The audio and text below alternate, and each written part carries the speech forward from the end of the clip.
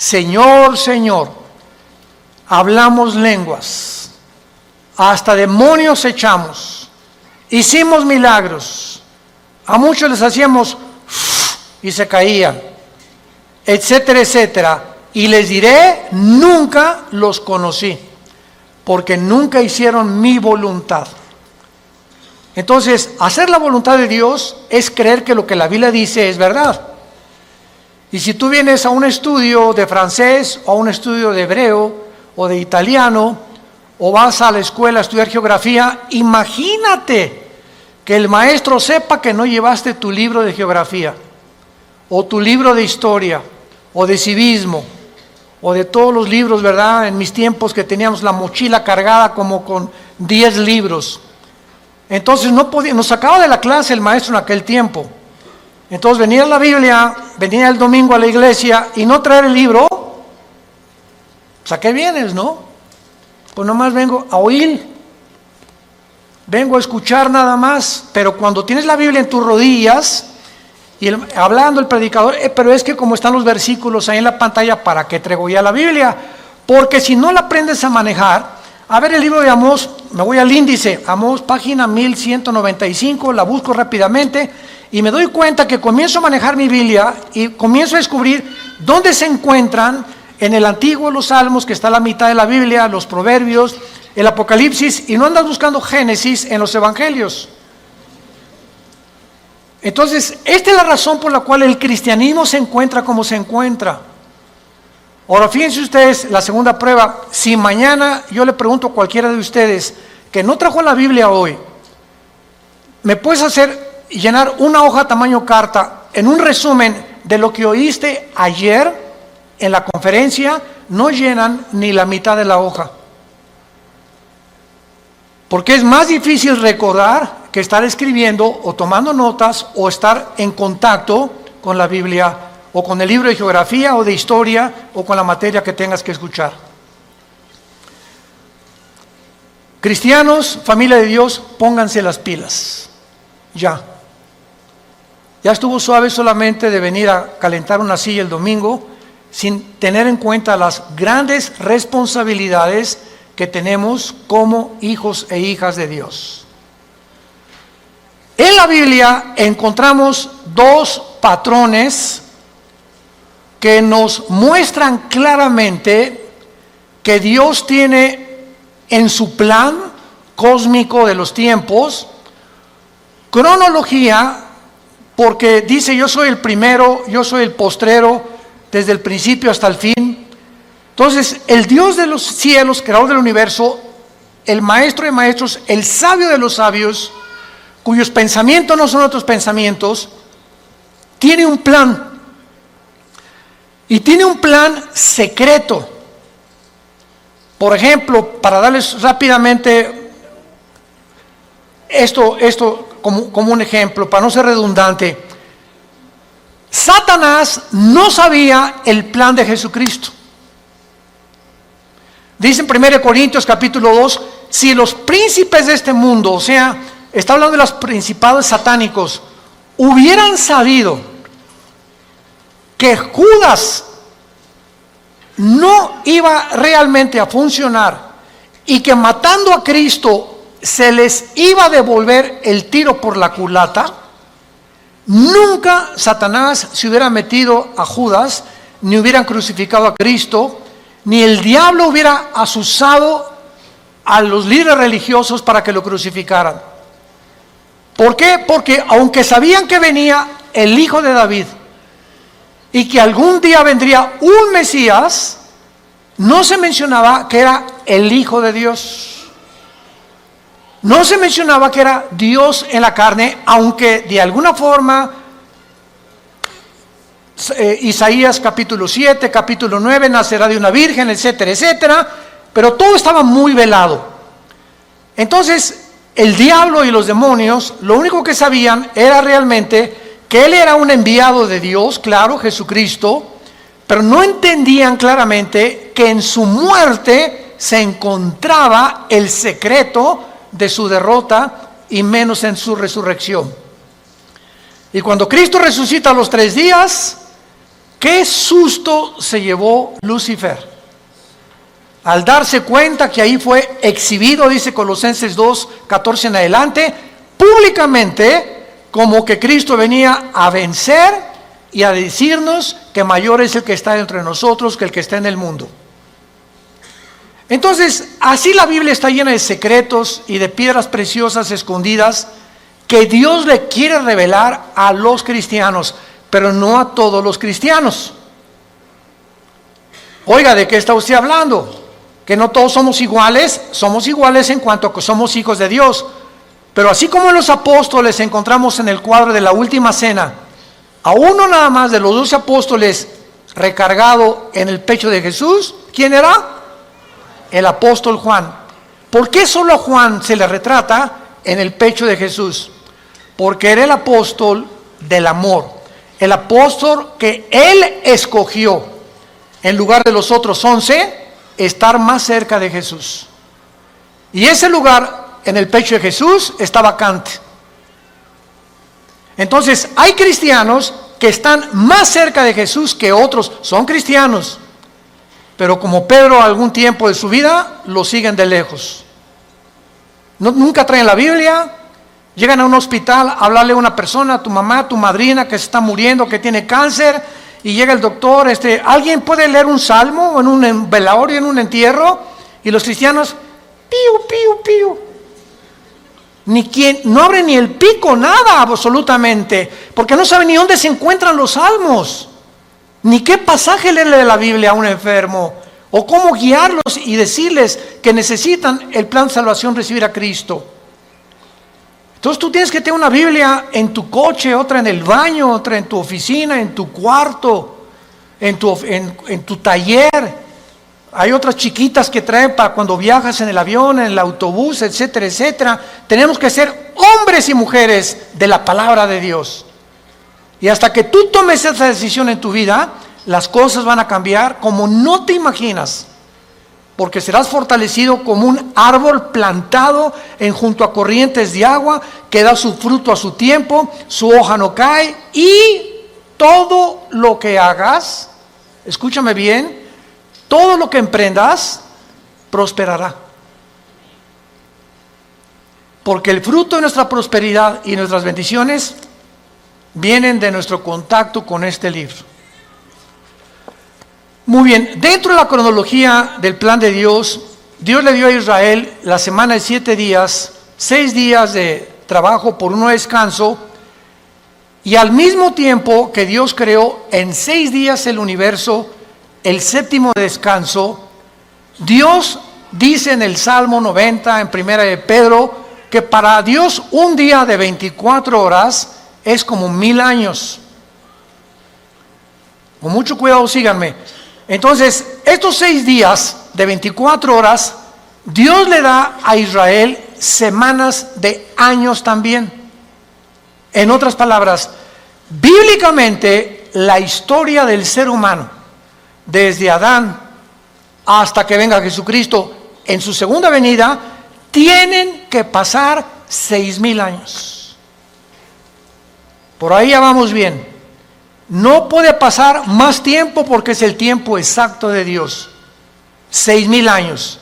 Ahora, ¿cómo estamos contando nosotros los años a través de la historia?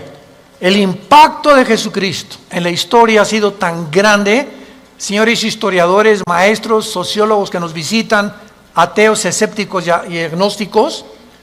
La historia la contamos desde antes o después de Buda. Antes o después de Mahoma, antes o después de Zoroastro, antes o después de Mahatma Gandhi, antes y después de Cristo y después de Cristo. Es tan grande el impacto de Cristo que divide la historia.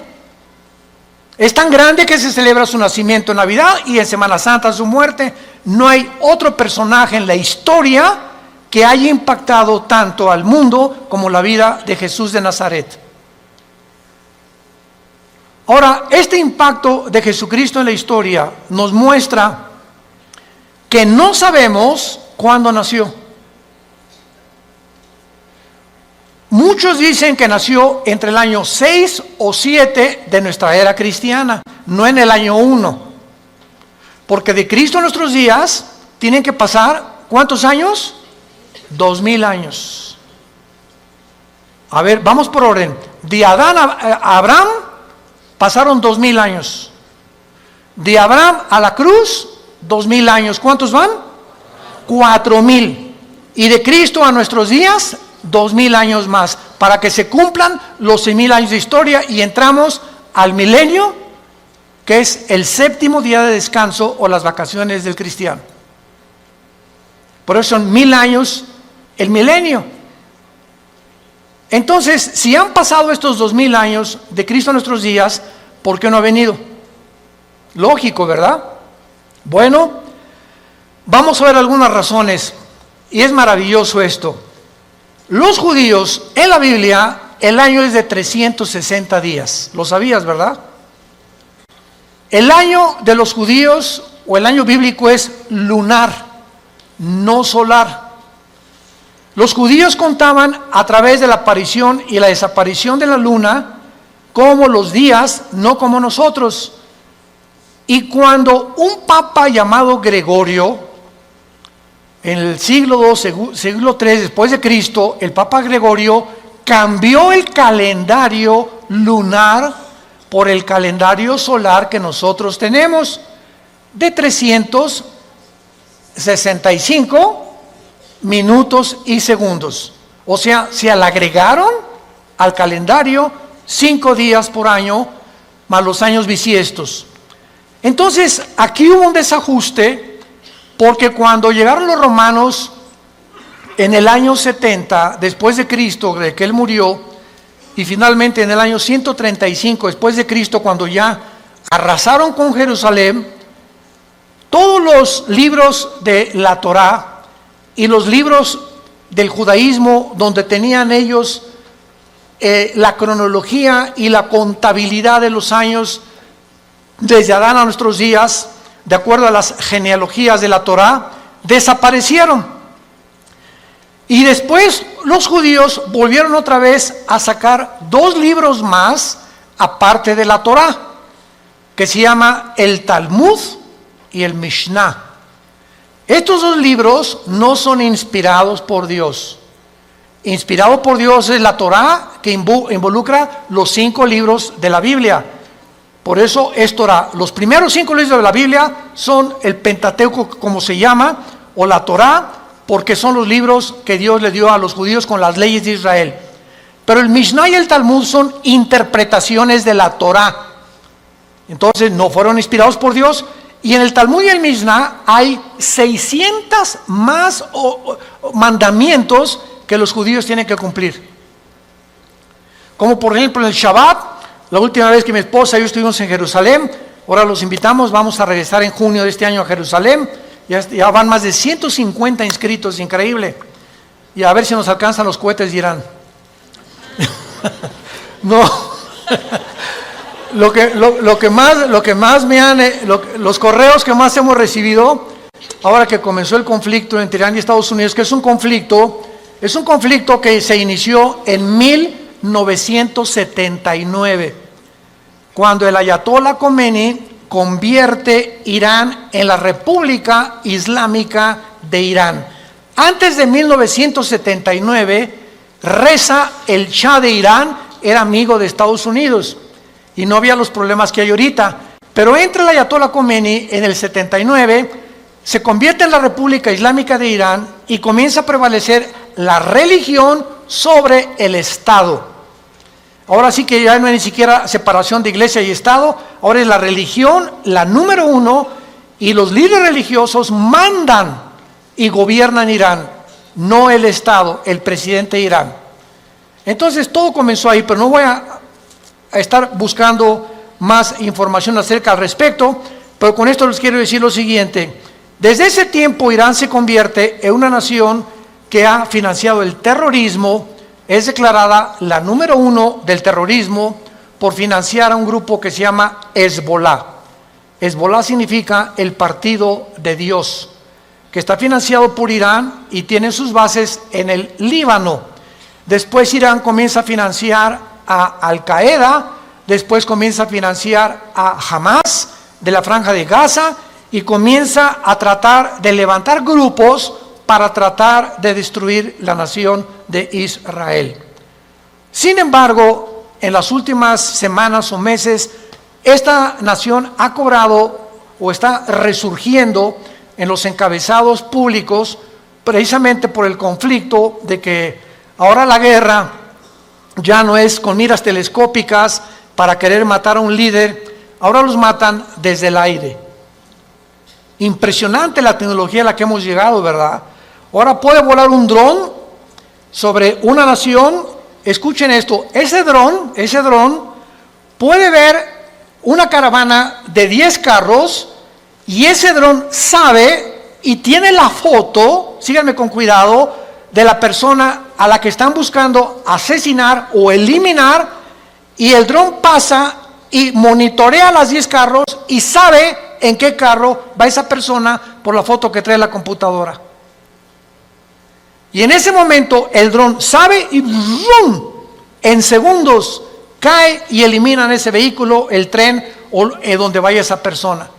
Así fue como ha eliminado Rusia, Estados Unidos, Israel a muchos jefes militares o terroristas sin que tengan ya que estarlos esperando con una mira telescópica. Ese es el avance impresionante en que los militares están tomando el mundo y ahora toda la guerra es desde el aire y desde el aire. Por eso dice la Biblia, y vi caer meteoros del cielo, decía Juan, que tal vez, ¿verdad?, son los drones que van a caer y que van a terminar con casi 2/3 partes de la humanidad antes de que Cristo regrese para establecer con nosotros el milenio. Pero el punto es el siguiente: cuando nosotros nos concentramos en la Biblia, nos damos cuenta que estos 6,000 años están a punto de cumplirse y que si hacemos la contabilidad, estamos en el 2020, ¿verdad? Muy bien.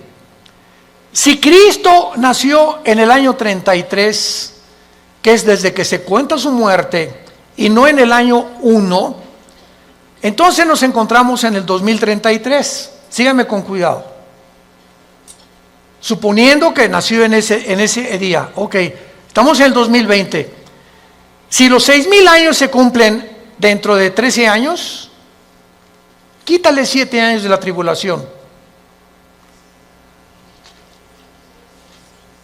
¿Cuántos son? Sí estudiaste aritmética, ¿verdad? 33 menos 7, 2006. Y 2006, estamos en 2020. ¿Por qué le quitamos 7 años? Porque estos 7 años de la tribulación nosotros no vamos a estar. Esto está haciendo un cálculo somero sin llegar a un dogmatismo. El hermano Dulce dijo que venía el 2026. Por el amor de Dios, han sacado tantas tonterías como no se imaginan. No estamos dando fechas ni mucho menos, porque el día y la hora nadie la sabe. Pero Jesús dijo que los tiempos los deberíamos de conocer, como lo vamos a ver. Vayamos a Mateo capítulo 24, en el Nuevo Testamento, y vamos a partir de aquí para continuar con este estudio precioso de conociendo el tiempo en que nos encontramos. Si siguiéramos esta lógica del 2033 y en el 2006 antes viniera el arrebatamiento de la iglesia, estamos diciendo pues que nos quedarían 5 o 6 años, ¿verdad? Porque podía venir Cristo hoy en la noche o mañana o el 2021, el 22 o el 23, etcétera, etcétera. Pero esto desde la perspectiva somera de un análisis especulativo, lo aclaro, para que nos encontremos y podamos deducir que aunque no falten 5 o 6 años o 13 años, solo Dios lo sabe, repito, porque el calendario judío, ¿saben qué atraso tiene? Si tú le preguntas a un judío, la comparación del calendario judío con el calendario de nosotros es de 250 años.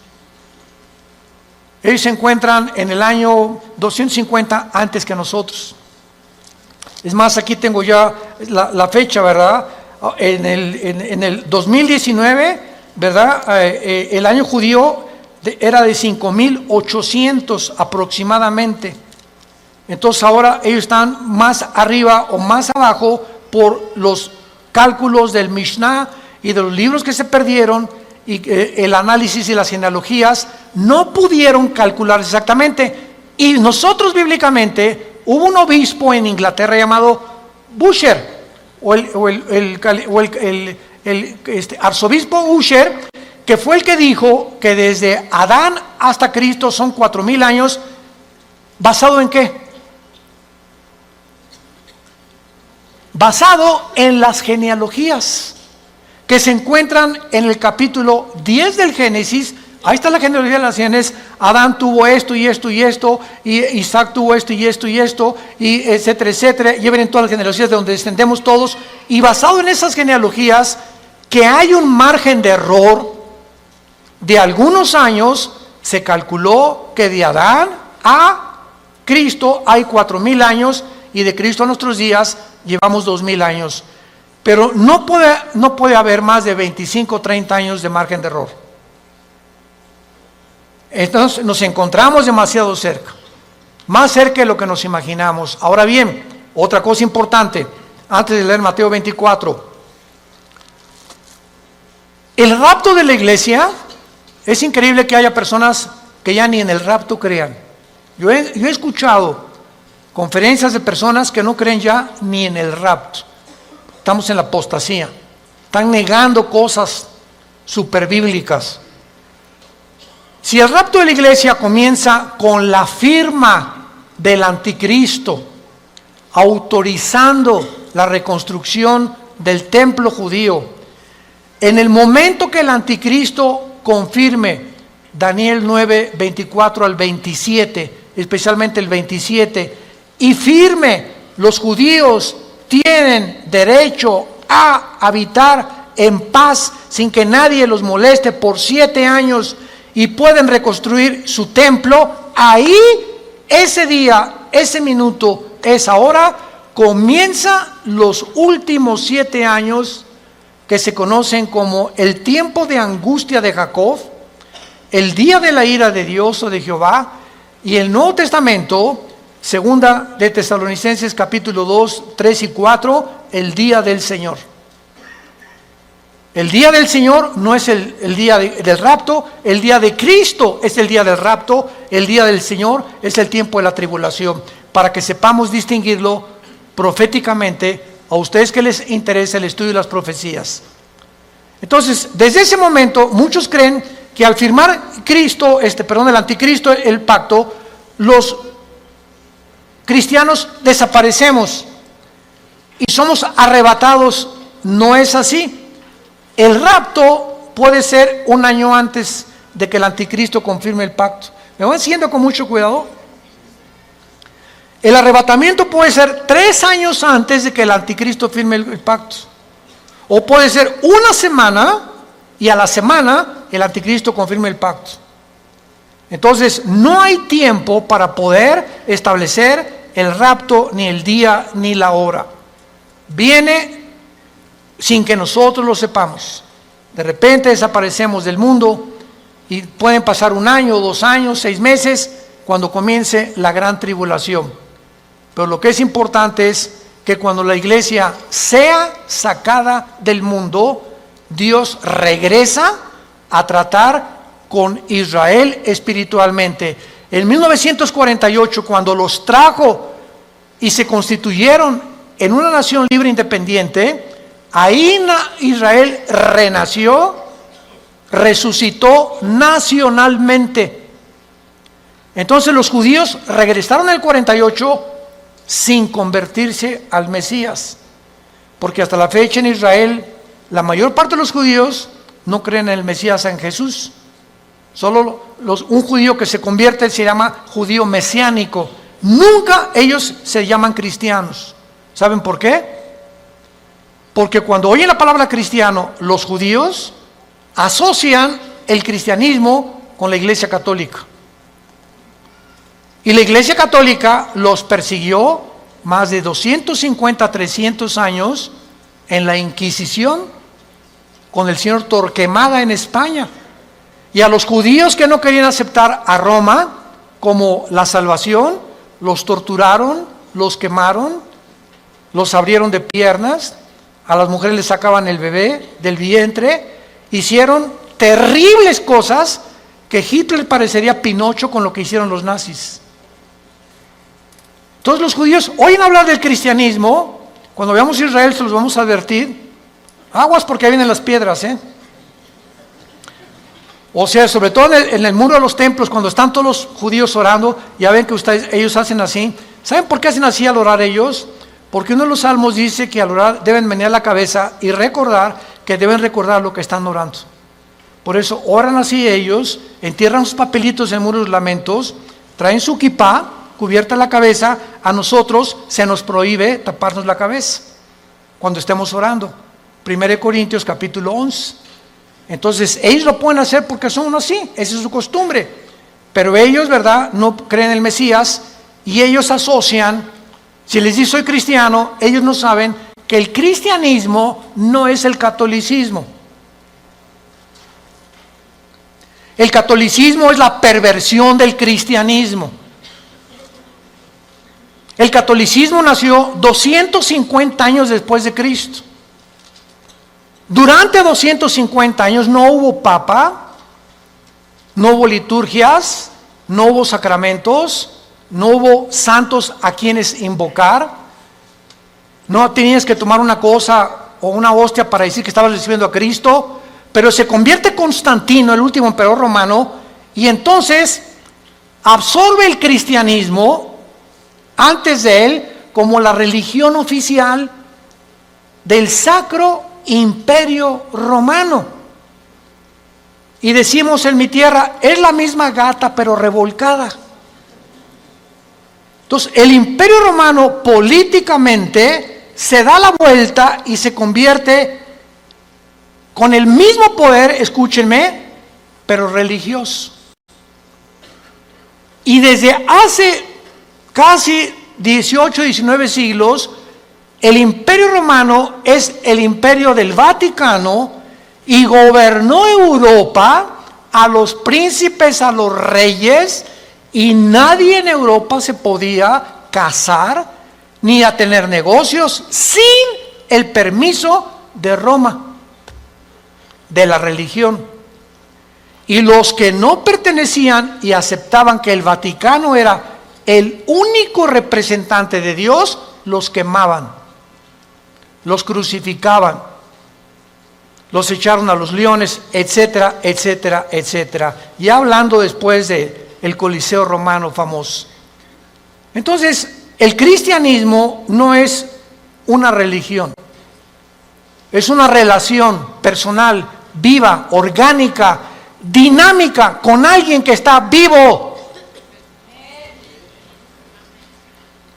Y cuando salimos de la religión y nos encontramos con el Jesús resucitado, que quiere entrar a tu vida hoy, tal vez tú no lo tengas, descubres que el cristianismo es diario.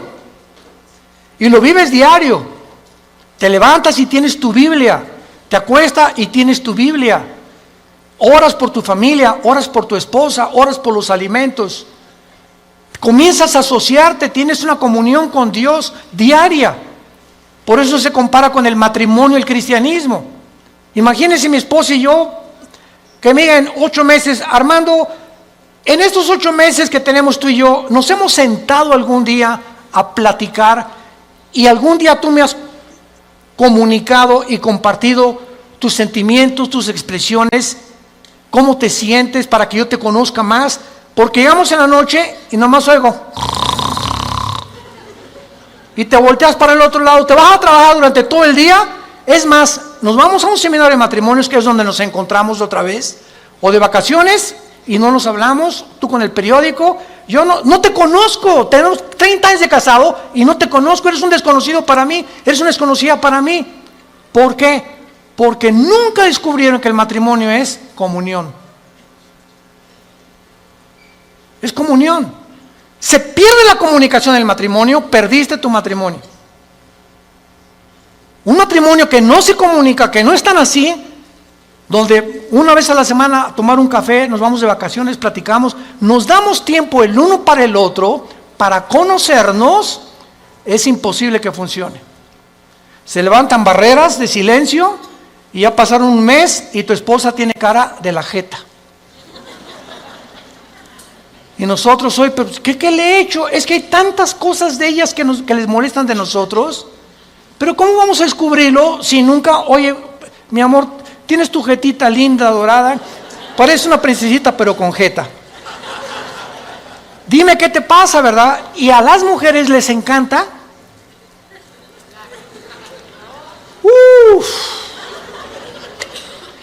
Porque no son como nosotros. Pueden hablar 5 horas, 6 horas con sus amigas, con lo que sea, y se despiden y en el teléfono siguen hablando y desde el carro siguen platicando, etcétera, etcétera. Y cuando llegamos nosotros que no nos gusta eso, y tenemos que entender que a ellos les gusta eso, perdón, ya parece que estamos en un seminario de matrimonios. Ya me estoy saliendo del tema, les pido perdón. Bueno, se van a enojar y así es el cristianismo. Ok, entonces el cristianismo no es una religión, es una relación con Cristo diaria. No es el domingo, imagínate, cada domingo a tu esposa de 5 a 6 te comunicas con ella, así es la religión. El domingo voy a misa, a la iglesia, y lunes, martes, miércoles, jueves, viernes ni me acuerdo, ni abro la Biblia, ni oro, ni nada. A lo mucho me echo una persinada de vez en cuando va a meter el gol de la América. O cuando salgo a jugar al campo, ¿verdad? O meto un gol, me echo la persinada también. Es la forma en la que el ser humano vive con la religión.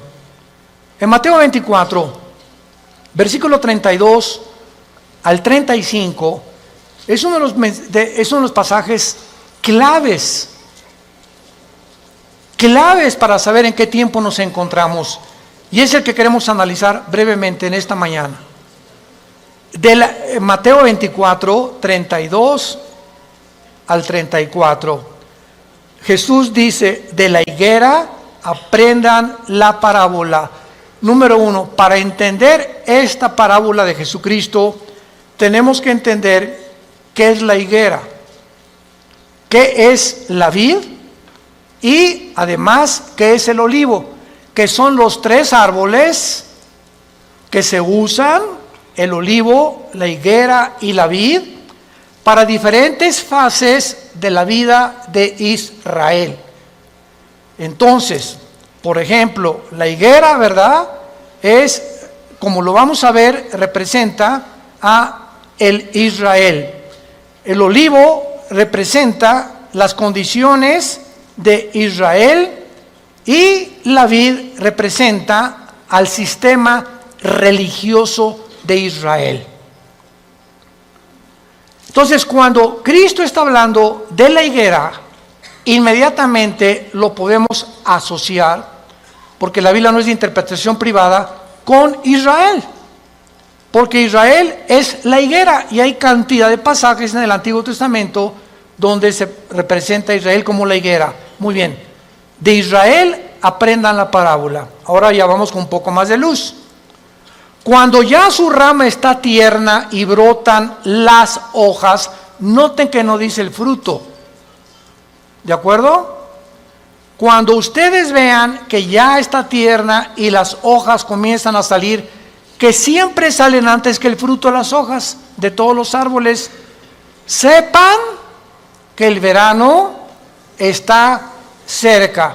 En otras palabras, cuando ustedes vean que Israel renace,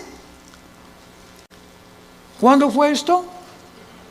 El 14 de mayo de 1948, después de casi 2000 años que Israel fue dispersado, exiliado por todas las naciones del mundo.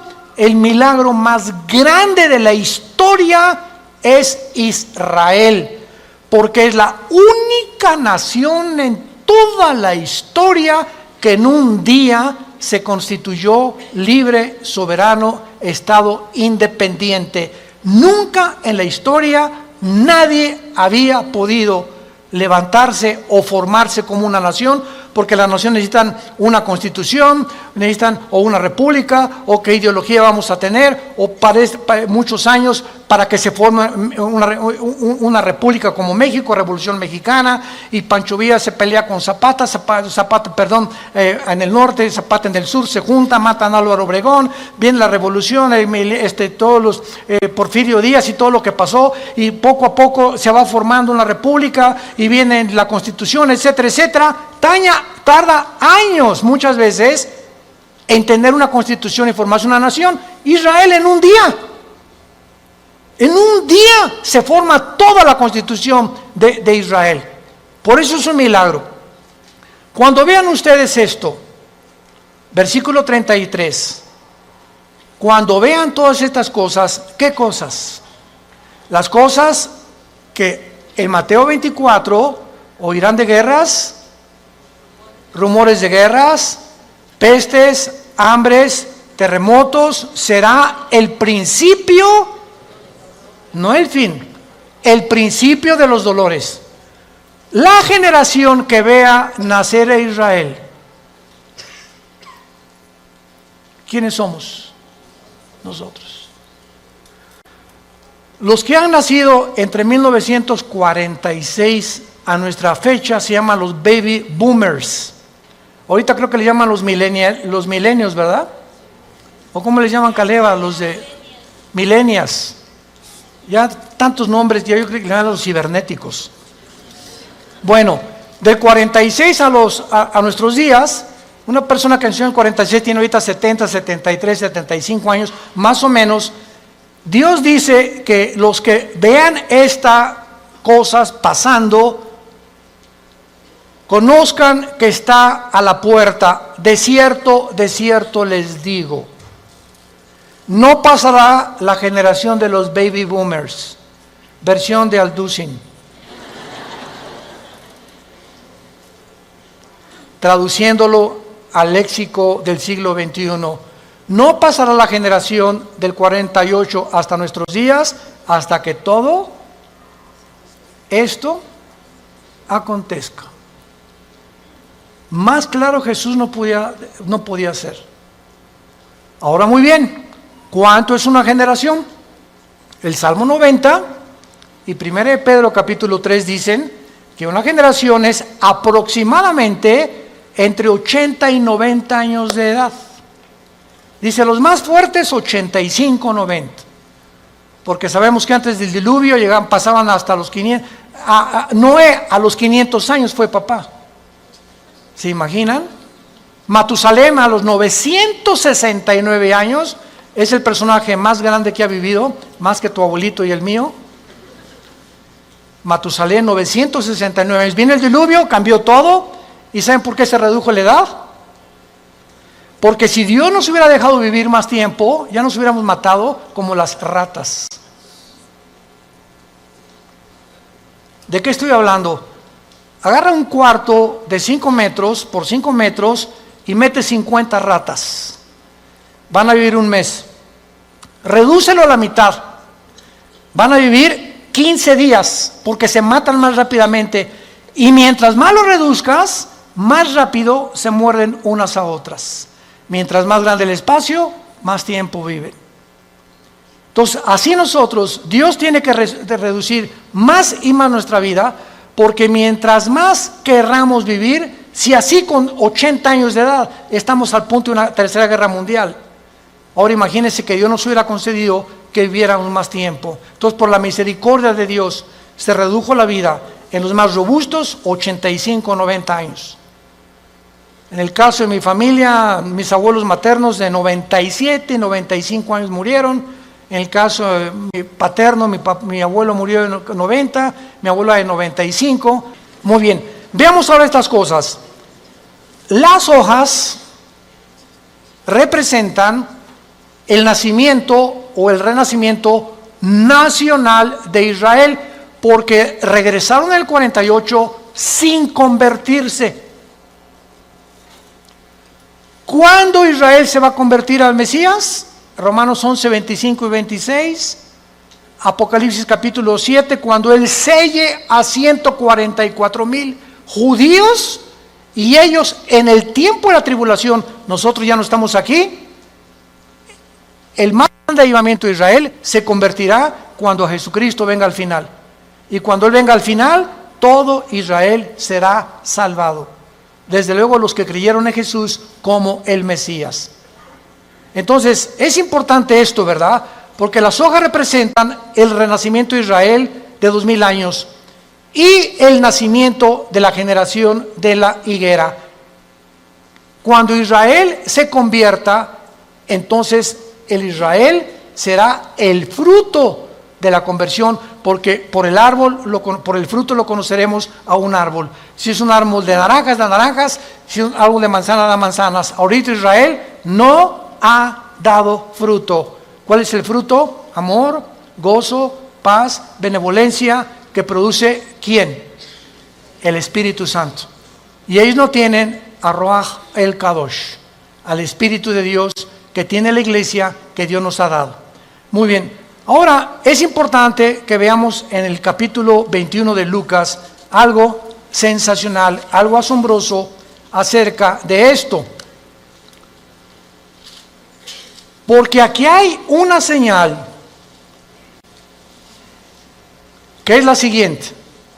Si Israel no hubiera regresado en el 48, no sabríamos qué tan cerca estábamos del rapto. Tenía Israel que regresar en el 48 a la Biblia, porque desde el 48 que regresó Israel a la Biblia, se puede cumplir el rapto.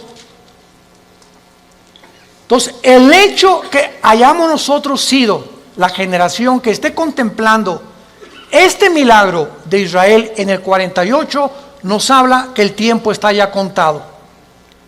Si Israel no hubiera regresado, el anticristo que iba a perseguir. ¿Me están siguiendo? Si Israel no hubiera regresado, ¿quiénes iban a reconstruir el templo? Si Israel no hubiera regresado, ¿a quiénes 144,000 hubiera Dios en el capítulo 7 de Apocalipsis ungido con el Espíritu Santo? Entonces, Israel tenía que regresar para que las profecías de los últimos tiempos se cumplieran. Y tú y yo somos los testigos. Antes del 48, nadie sabía ni se imaginaba que Israel iba a regresar. Fue un milagro de la historia. Y el rapto lo mismo. No sabemos ni cómo, ni cuándo, ni a qué hora, pero va a ser algo que ya se puede cumplir porque Israel está en su tierra. Ahora, en Lucas 21 hay un antecedente maravilloso y dice en el versículo 29 el Señor Jesucristo: también les dijo una parábola, y está contando Lucas las mismas palabras de Jesús, pero observemos con lupa que Lucas le agrega otras palabras que no tiene Mateo. Y nos vamos a sorprender de esto. Miren la higuera. ¿Ya ves que te dije que trajeras la Biblia? Aquí ya me doy cuenta quién la trae. Y todos los árboles. Eso no está en Mateo. En Mateo solamente es la higuera. Pero aquí se le agrega que no solamente miremos a la higuera, sino todos los árboles. ¿Quiénes son todos los árboles? En la Biblia, por ejemplo, en el libro de los jueces, en el libro de los Antiguos Testamentos, los árboles representan dos cosas: naciones y personas. Como en, por ejemplo, Ezequiel 31, el cedro representa al anticristo. Y los árboles, las naciones que van a estar alrededor del anticristo. Entonces, Cristo está diciendo: vean el renacimiento de Israel y vean las naciones que a su alrededor de él, en el Medio Oriente, van también en el mismo tiempo y en las mismas épocas a resucitar y a resurgir. Escuchen esto: la Primera Guerra Mundial preparó la tierra para Israel. La Segunda Guerra Mundial preparó a los judíos para la tierra de Israel. Pero para que Israel regresara a la tierra y para que las profecías se cumplieran, Antes de 1925-1930 no existía el Medio Oriente. Jesús, María y José y el burrito que los acompaña. Las naciones que se encuentran ahorita en el Medio Oriente no existían antes de 1930. Escuchen ustedes lo siguiente. Estos árboles son las naciones que surgieron en el mismo periodo. El Líbano, 1920. Siria, 1920. Turquía, el Imperio Otomano turco sale y Turquía se convierte en una nación.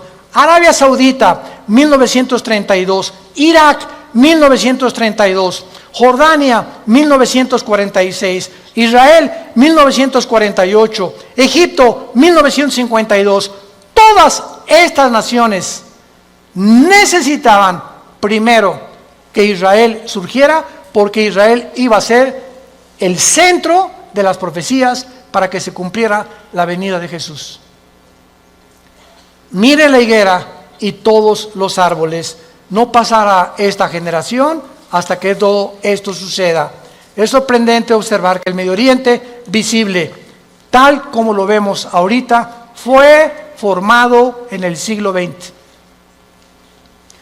Existía la Mesopotamia, o sea, Siria y Irak, era lo mismo, era el Medio Oriente, pero no estaba la división entre Siria y entre Irak, Transjordania, Jordania, el Líbano, Egipto. Egipto existe desde hace cientos de siglos, pero no estaba formado exactamente con las divisiones geográficas que los ingleses y los franceses, que fueron los que colonizaron con Portugal y España el Medio Oriente, determinaron, y ellos fueron los ingleses y los franceses los que dividieron el Medio Oriente tal como nosotros lo conocemos actualmente. A Israel le asignaron ese pedacito de tierra, a Jordania eso, a Arabia Saudita eso, a Líbano eso, a Siria eso, y fue después de la Primera Guerra Mundial.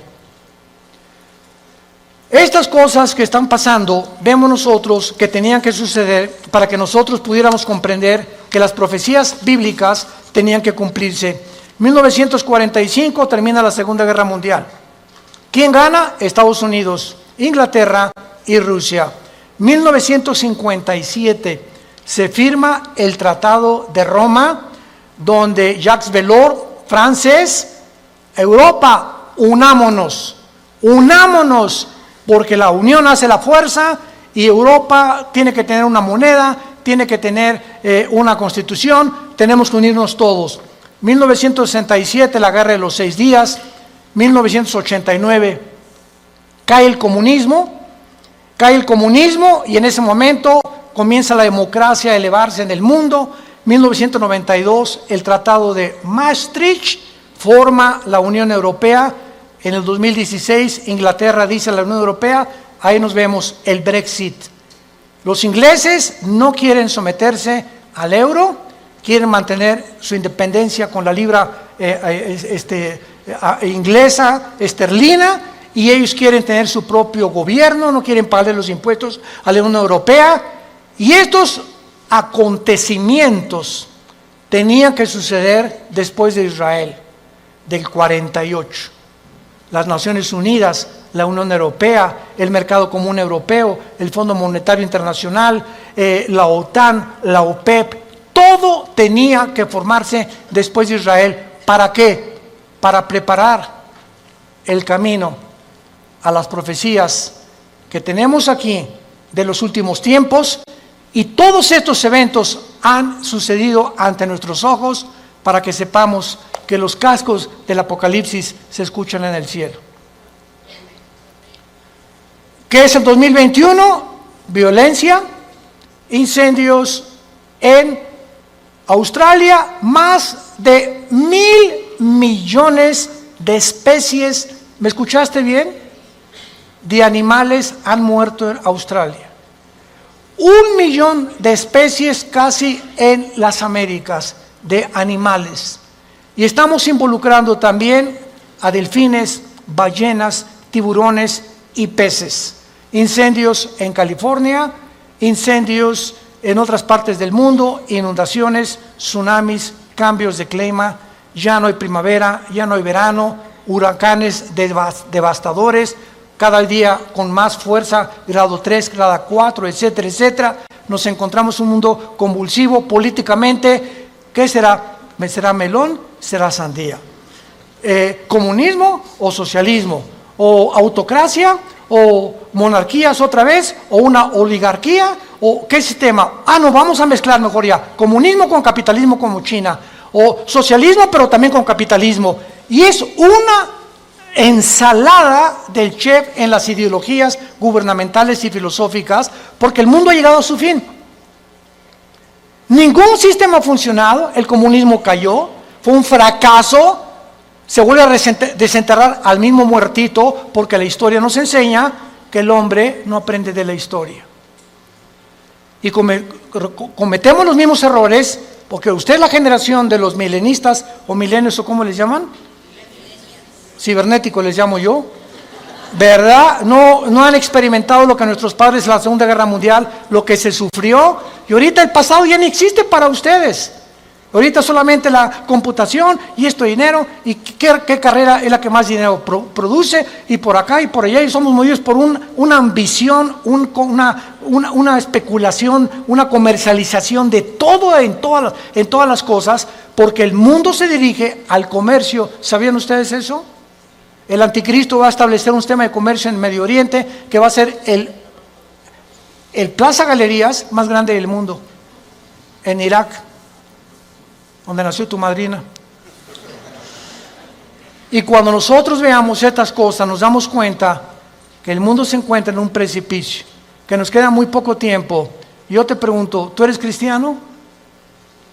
Si me contestas que sí, te hago la segunda pregunta. Desde que tú te convertiste, ¿has guiado a alguna persona a recibir a Cristo en su vida? ¿O eres de las personas que estás en el hospital con tu madrina muriéndose? Pastor, ¿puede venir a hablarle a mi esposa de Cristo? ¿O a mi madrina? Entonces, ¿que tú no le puedes dar un versículo de la Biblia o compartir el plan de salvación? ¿No sabes cómo guiar a tu madrina en agonía a que reciba a Jesucristo en su cama? Tienes que recurrir al pastor. Se murió. ¿Puede venir al funeral para predicarles de Cristo? ¿No lo puedes hacer tú?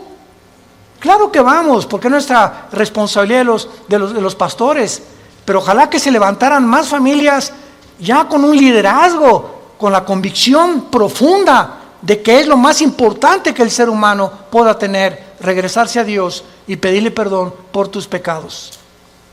¿No lo quisieras hacer tú en esta mañana? ¿No quisieras tú considerar ante los acontecimientos que nos rodean que verdaderamente necesitas a Dios? Que tú no puedes ya seguir jugando a la matatena con el cristianismo, ni creyendo o engañándote, que es peor. Porque una persona engañada no sabe que está engañada porque está engañada. Entonces, para que alguien sepa que está engañado, tiene Dios con la Biblia que decirle: estás mal. Tú crees que eres, pero no eres más que un pobre, desventurado, miserable y desnudo pecador que tiene necesidad. Que unja tus ojos con colirio, como la iglesia de la Odisea en Apocalipsis capítulo 3, y que tengas una relación conmigo todos los días. Que te levantes en la mañana y lo primero que hagas: mi alma tiene sed de Dios. Como el siervo clama por las aguas, mi alma tiene sed de Dios. ¿Hay esa pasión por Dios en tu vida? ¿Buscas a Dios con todo tu corazón? ¿Vienes al domingo y ya traes tu Biblia? ¿Ya te cayó el 20? ¿Realmente estás convencido que esto es lo que realmente Dios quiere para tu vida? Despiértense, porque el día está amaneciendo y tenemos que recurrir a las promesas de Dios para saber que no todo el que me dice Señor, Señor